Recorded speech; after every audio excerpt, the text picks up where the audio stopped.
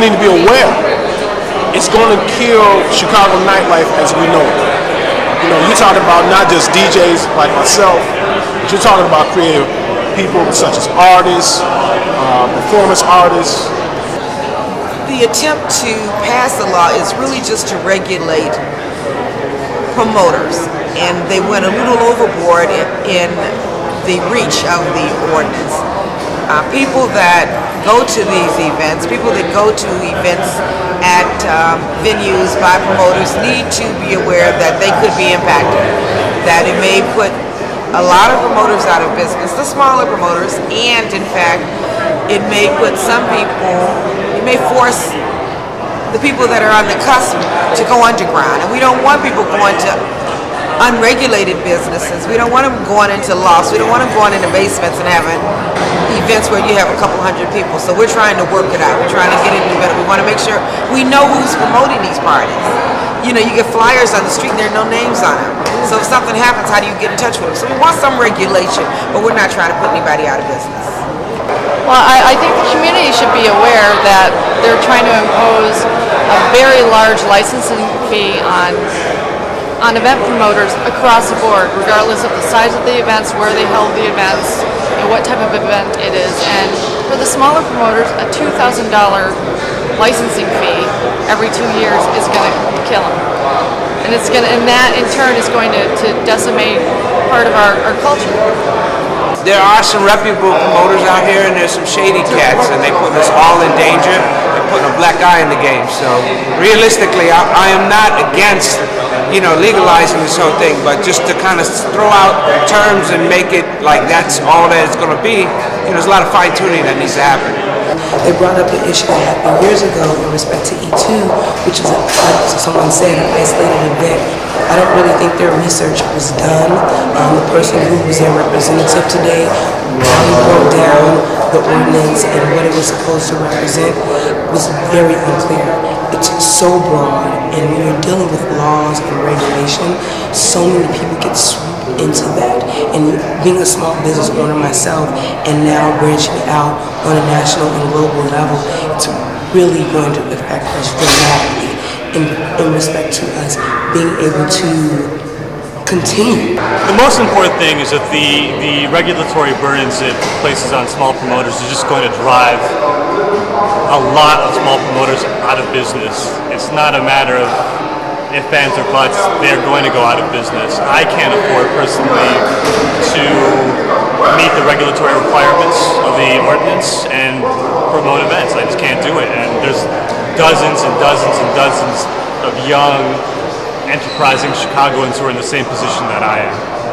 So it's just the effect is going to drive people out of business, and you never want to drive people out of business, in my view. Not in this city. You want to be encouraging new businesses to open, and this is going to have the opposite effect. I think for us, or for me rather, it's very, the wording is very ambiguous, and the issue that I have with it is that the onus is not on the actual licensee or proprietor or owner of the venue.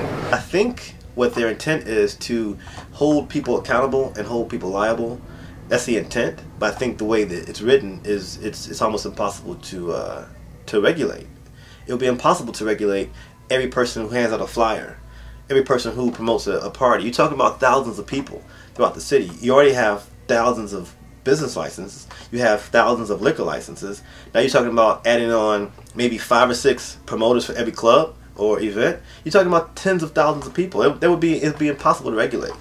So I think the idea behind it could be a good idea, but the way they went about it is completely off.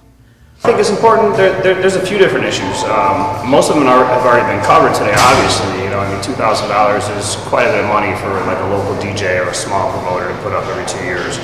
But not to mention the criminal background checks with the fingerprints and many of the loopholes that you have to go through. I mean, if this law is passed, right away it puts me out of business. Right away it takes away my livelihood. It takes away my ability to pay my bills, to keep a roof over my head, to feed myself and my wife and my children that are coming.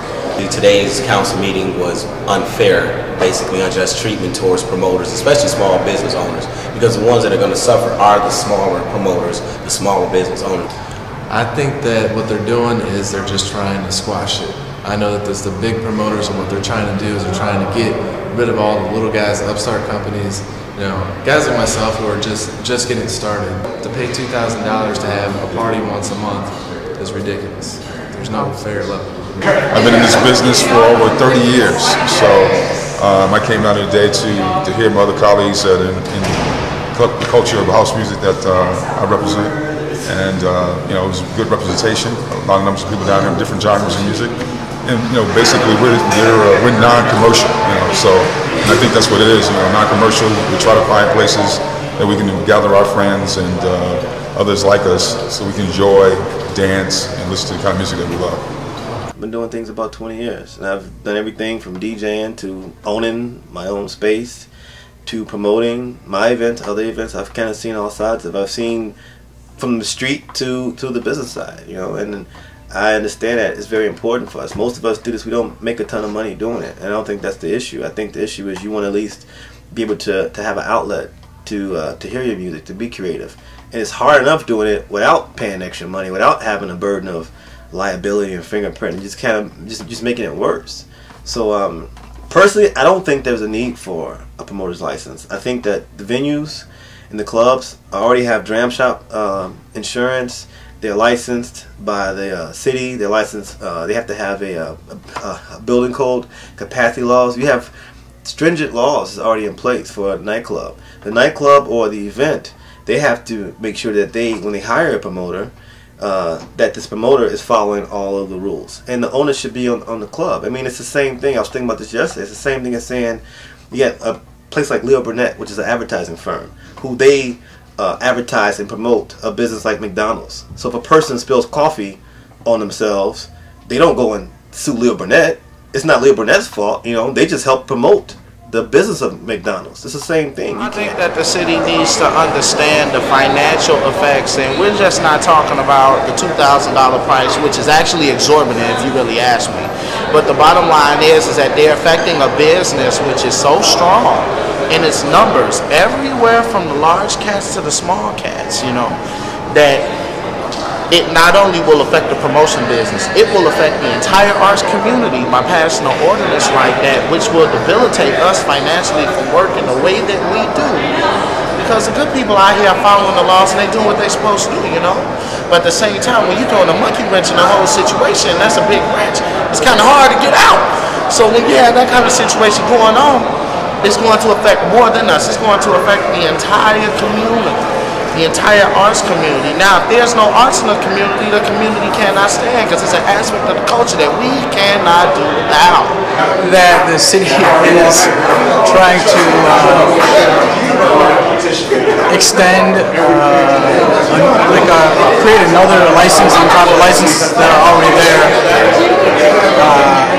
in hopes of generating more income. So it doesn't make any sense to me. Well, they have to understand the ingredients. There's so many different ingredients in the ordinance, and it's such a broad stroke that it affects so many different people all the same way. And that's the problem over here. There's nothing wrong with getting a license and getting insurance. It's what would happen because of it and all the other things that come along with it. Right now, all they're talking about, everybody's so concerned about the $2,000, but they're not looking at the big picture down the road, the amount of fees and numbers and everything that will go into it that they have to actually come up with. They have to, you know, have attorneys, they have to go to court cases, they have to battle issues that is not related to them at all. It's venue's responsibility. The venue, we're all in a licensed venue. And as long as we're in a licensed venue, we should be protected by that license. And we're not. And we're told that we should go and get our own license. So obviously that, you know, that's something that people have to understand.